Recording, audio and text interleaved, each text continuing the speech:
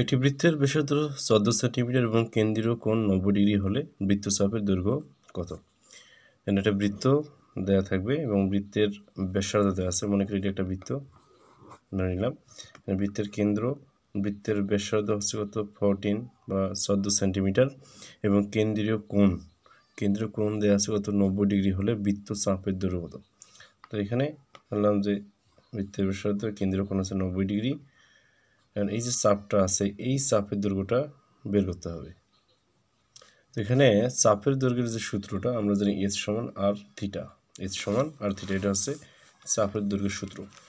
তো এখানে চাপের দৈর্ঘ্য এস ইকুয়াল হচ্ছে আর থিটা।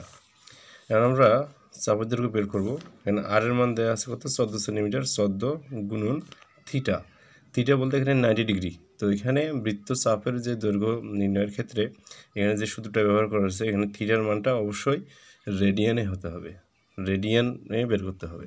তো 90 ডিগ্রিকে যদি আমরা রেডিয়ান করি তাহলে রেডিয়ান কোণটা হচ্ছে কত পাই/2। আমরা জানি পাই সমান 180 ডিগ্রি, রেডিয়ানে কনভার্ট করলে পাই সমান হয় কত 180 ডিগ্রি, তাহলে 90 ডিগ্রি হচ্ছে পাই/2।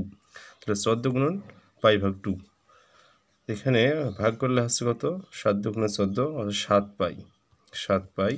পায়ের মান আবার আমরা জানি কত 3.1416 চলতে থাকে।